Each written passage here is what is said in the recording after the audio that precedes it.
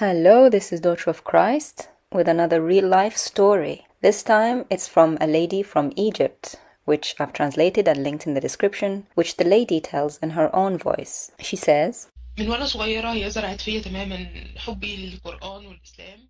From childhood, my mom planted in me a love for Islam and the Quran. Since I was 3 years old, adults treated me as somewhat of a child prodigy because they sensed my intelligence was way ahead of my peers. I used to question my mom on everything she tells me. I always wanted to know the reason behind things and how things work, and so we were constantly clashing, myself and my mom. I used to overthink and double-check everything, which was my personality, which became a problem for everyone. This started as young as primary school. My mom was a teacher, and I was a student in the same school. She had Christian colleagues at the school, and she used to fight with them constantly. She used to persecute them, and she used to write complaints against them with false accusations. I saw her cause so much trouble for them. I asked myself why they did not retaliate against me, since I was a student in their classes too. They did not persecute me or cause any trouble for me or try to do to me what my mum did to them, and I felt bad for them. I would return home and find my mum busy drafting complaints against them. I said, "Mum, why do you do all that to them?" She'd say, "I'm doing this because they're the enemies of Allah." I said, "Then why not let Allah himself punish them?" She said, "We must fight them. We were ordered to torture them in this life, and Allah will torture them in the next life." I said, "But if we torture them in this life, then their punishment has already happened. Why then do they get punished again afterwards?" I used to always argue with my mom. My mom used to tell me that I'm a troublesome, contrary person, always objecting to things, and that it isn't a good thing. But the truth is, I just wanted to understand why, and I wanted things to make sense, and it frustrated me that they did not. I was sent to the mosque to learn the Quran, which I did very quickly. The sheikh said once that pictures are haram. So I asked him, if pictures are haram, then why do you put up posters in the children's section with pictures on them? The sheikh got very angry and threw me out. That was the first time of many times that I got thrown out the mosque. Another day I was asked by a man why my fingernails were not kept short. He said, "Don't you know that the devil lives under those fingernails? You need to keep them short." I said, well, in that case, I should keep them long so I can capture the devil to kill him when he arrives to live there. The man was shocked and he left, and people around overheard this and laughed. My mum always felt ashamed of me because of my reputation of being a rude, argumentative child. When I was in year 3 of the intermediate school, I asked a Christian friend to skip classes together and go visit her church. I wanted to know what the deal is with Christians. What's their story? I visited it a few times until church leaders there felt uncomfortable seeing a hijabi girl attend, so I stopped going. I really liked the serenity and psychological peace I sensed there, which we Muslims never had in the mosque, or anywhere else actually. My mum used to go to a dentist and his window overlooked a church with an open door. I used to go with her and look out of that window to watch and listen, and I focused so hard. I asked Mum, why don't we sing like them? I moved on to secondary school, and by then I had read all the books that were available to me. I examined a book on the scientific miracles in the Quran, and I analyzed it scientifically, and found it all illogical and impossible to prove. In fact, it was all empty and lacking any method, and extremely weak. I felt that they wrote it to fool people. I was of secondary school age at the time, but it was very clear to me. We were taught that there was a logical succession of Allah's message from the Torah to the Gospel to the Quran. So I went and asked my mum for the Torah and the Gospel. She said, no, we're not allowed to read previous scripture. I said, but if Allah gave his revelation in a progressive succession, it's impossible to see that succession without examining it from start to finish.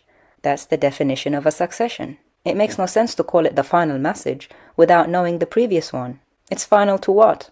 Mum said no, because the previous scriptures were corrupted. I said, so why didn't Allah provide Muhammad with the correct originals of the Torah and the Gospel alongside the Quran? That way we would have the entire message available and nothing would be missing or lost.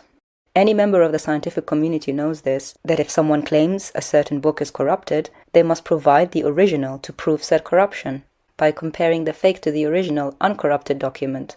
Otherwise the claim is unprovable. We really needed the previous revelation to be preserved in order to show that the Quran is a completion of it. Otherwise, it's a completion of what? It seems strange to me that Allah didn't consider that and step in to preserve them, even though He claims He is capable of preserving things like the Quran. I was not trying to be difficult. I only tried to prove the statement in a logical manner. My mum was silent for a long time, unable to answer me, which is something I was used to by then. Shortly afterwards, people's patience at the mosque had run out. A lady teacher there shouted at me and said, "You're always arguing and answering back with your questions. You're always objecting. Get out. I was thrown out in full view of a large congregation, but it was the last time. I did not go back to the mosque after that. I finished my schooling and went into obtaining master's and then doctorate degrees in neuroscience.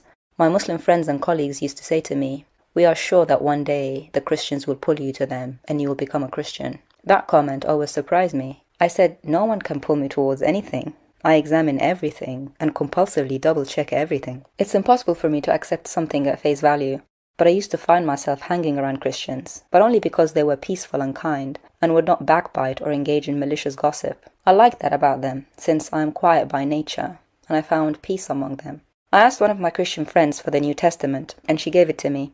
I read it at home in full sight of my mother, who attacked me for it. She said, "Now you're reading that Kafir book too?" I read it, but honestly, I did not understand a lot of it. But I found it noble, and it pulled on something in my heart. I did not want to keep it, to reread it and examine it, to avoid more clashes at home, so I returned it. I went to Umrah and Hajj. I did not find any spirituality there. I saw people shoving each other and shouting insults, and I wondered why God does not punish them for acting so shamefully in His holy place. Until I found myself shoving and shouting insults too, when a man tried pressing himself against me. I missed the peace that I had seen with my Christian friends, and I definitely did not find it there. I finished my doctorate degree, and I went to work in a country in the Gulf as a doctor in neuroscience.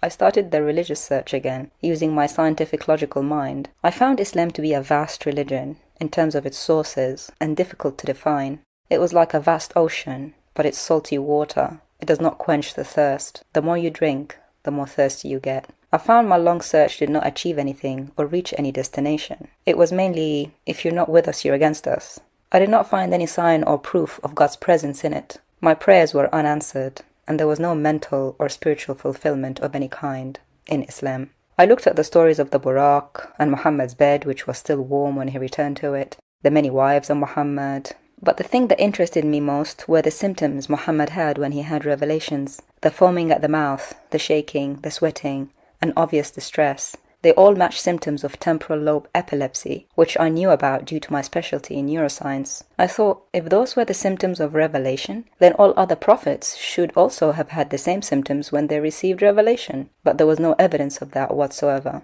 I concluded that Muhammad had auditory and visual hallucinations, which were symptoms of a type of epilepsy and not of revelation. I reached a point where Islam ended for me. I watched Brother Rashid's program for a year and a half and really liked his clear, logical dissection of specific topics, and that he provided evidence, which I double-checked later anyway, at length, as I usually do. I started crying out to God, asking for help, to show me a sign or something. I woke up one day with a severe headache, an unbearable constant headache, and red, bloodshot eyes. The second day, the same. So was the day after that and after that. I was completely healthy before that day and had no blood pressure issues. And because of my background in neuroscience, I suspected it may be due to a dilated blood vessel in the brain, and I went to many doctors who gave me a very strong painkiller, just so I can function. I lived in fear of a hemorrhagic stroke, which can happen as a consequence of this. I felt the need to pray. But how do I pray now, since I no longer believe in Islam? I thought, okay, logically speaking, it's the Christians that have both the Torah and the Gospel in their book, whereas the Jews only have part of it. So Christians are following that progressive succession that I was told about, by keeping all the heavenly revelation in their book. So let me pray how they do. I downloaded some prayers, liturgies containing the Lord's Prayer, some psalms, and excerpts from the Gospel. I started reading it one evening, and I felt great relief and peace inside. I read them twice a day, mainly the Psalms of David. I'd read it before bed, or listen to an audio of it. One day, it filled me and stirred me inside. وبديت ادعي ربنا انه يهديني.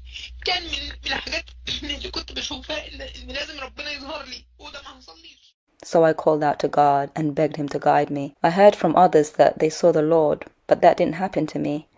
I fell asleep and I woke the next day and the headache was gone. So I said, oh, today there's no headache. I looked and I saw my eyes were clear, no longer bloodshot. The next day, again, no headache. On the third day, I woke up again, no headache. Is it possible that God healed me? The middle of the third day, the headache returned, and I had the last capsule of painkiller left, as I was meant to restock at the time. So I said, God, if you're the real God, heal me so that my illness is finished with this last capsule, so I would never need to restock medicine again. And I took it. And I have not had a headache since. I was happy. Finally, I'm on the right track. I started facing a lot of opposition at work, people ganging up against me with false accusations, and people colluding to have me removed from my job. I saw them walk into the manager's office. I prayed and made the sign of the cross outside the door before I went in, and an unusual confidence and peace fell on me, and a strange confusion fell on the group that hated me, so much so that they were contradicting themselves in the same breath and fumbling their words. When it was my turn to speak, God gave me a clear, confident speech, and He gave evidence and proofs for me to answer in the moment, which I hadn't prepared before, and I couldn't explain how they came to me. I felt myself so calm and powerful. The manager looked on in shock, and the group said they needed to end the meeting, that they need more time to prepare, and asked to meet again the next day. I sent them all messages that I pray for my enemies, and I wish they could experience the peace and confidence I have in my God, that I don't hate now, but I love. I had the verse to love your enemies on my WhatsApp profile, which they could all see. I turned up the next day for the meeting, and I prayed and did the sign of the cross at the door again. I went in. The manager said there's no need for the meeting. No one has anything else to say, and I saw them all sat with their heads down, trying not to meet my eye. Shortly afterwards, the whole team was removed by higher management, but I kept my job. I watched quietly as God handled everything in my life, and I no longer worry about anything now. It makes little difference to me if my handbag has little money or a lot of money. My provision comes to me from God effortlessly. I no longer worry or fret like I did before. I've seen His power and now depend on Him like a little girl depends on her dad. All I focus on now is praying and enjoying it, and I live a life full of peace and serenity. There's nothing better than living with God. All of life's pressures that used to stress me before are now finished, and my life has changed completely, and God is on my side. I have a great Father who is responsible for my life with all its details. And that is the end of the story. We thank the Lord for bringing His sheep to Himself and for saving our dear sister from Egypt.